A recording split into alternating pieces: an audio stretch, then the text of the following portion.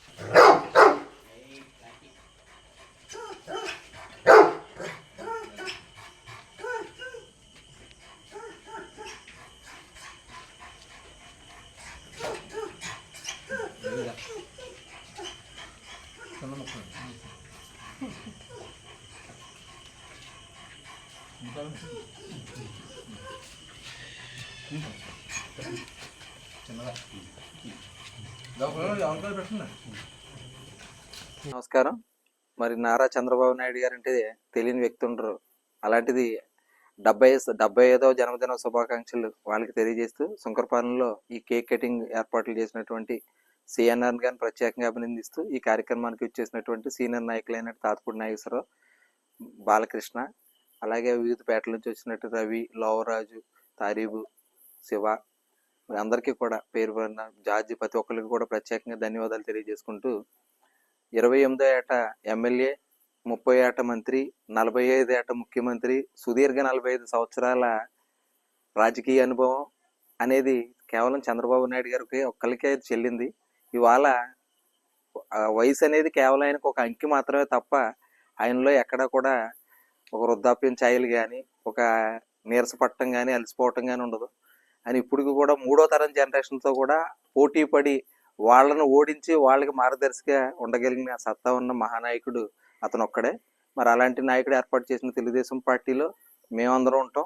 మా అదృష్టంగా భావిస్తున్నాం. అనేక రకాలైన కార్యక్రమాలు ఇవాళ మహిళలకు డ్వాక్రా రుణాలు అవ్వచ్చు, పెన్షన్స్ అవ్వచ్చు, భారతదేశంలో ఎంసెట్, ఆంధ్రప్రదేశ్లో ఎంసెట్ లాంటిది కండక్ట్ చేసి ఇంజనీరింగ్లో పిల్లలకి డివిజన్కి ఒక ఇంజనీరింగ్ కాలేజీ, జిల్లాకు ఒక మెడికల్ కాలేజీ, అలాగే ఫైనల్ ఇయర్లో చదువుతున్న పిల్లలకి క్యాంపస్ ప్లేస్మెంట్స్, అద్భుతమైన కార్యక్రమాలు చేసిన మహాదార్శనికుడు.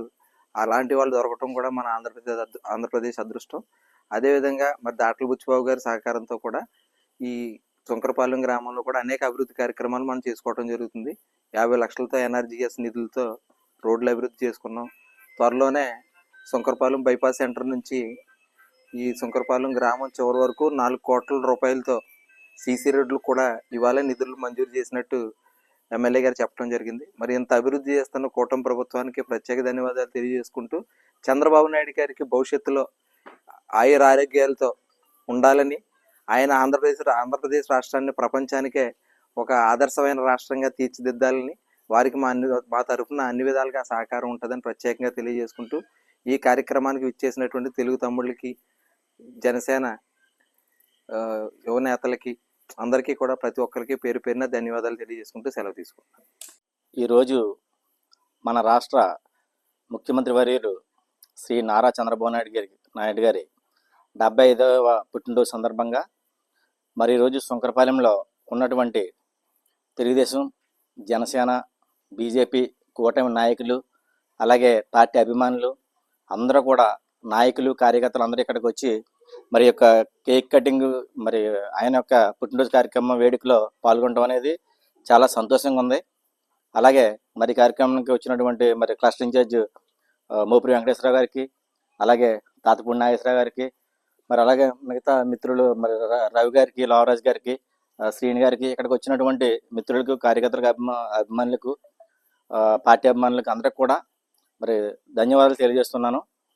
అలాగే మరి కూటమి ప్రభుత్వం అధికారంలోకి వచ్చిన తర్వాత వెంటనే రహదారులు పూర్తిగా రిపేర్ చేయించడం కానీ, కొత్త రహదారులు వేయించడం కానీ చేయడం, అలాగే మరి రాజధాని నిర్మాణం చేపట్టడం, మరి మన పిల్లల భవిష్యత్తుకి ఎంతో అవసరమైనటువంటి మన రాష్ట్ర భవిష్యత్తుకు అవసరమైనటువంటి రాజధాని పనులు వెంటనే చేపట్టడం, అలాగే పెన్షన్లు వైసీపీ ప్రభుత్వంలో 1000 రూపాయలు పెంచడానికి 5 సంవత్సరాల సమయం తీసుకుంటే కేవలం మరి కూటమి ప్రభుత్వం వచ్చిన వెంటనే మరి 3000 ఉన్నటువంటి పెన్షన్ 4000 చేశారు.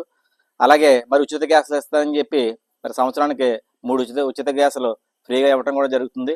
మరి మే నెల నుంచి అమ్మ ఒడి కూడా వేస్తామని చెప్పి చంద్రబాబు నాయుడు గారు చెప్పడం జరిగింది. అలాగే ఒక ప్రక్క సంక్షేమ పథకాలు అమలు చేస్తూ మరి అభివృద్ధిని చేస్తున్నటువంటి మరి లెజెండరీ నాయకుడు ఎవరైనా ఉన్నారంటే ఆయన చంద్రబాబు నాయుడు గారు. నిజంగా అలాంటి ఇప్పుడు మరి తెలంగాణ ప్రభుత్వం తెలంగాణ విడిపోయిన తర్వాత, మన రాష్ట్రం నుంచి తెలంగాణ విడిపోయిన తర్వాత మన రాష్ట్రం డెవలప్మెంట్ అవ్వాలంటే ఖచ్చితంగా దానికి లెజెండరీ అనుభవం ఉన్న వ్యక్తి కావాలి.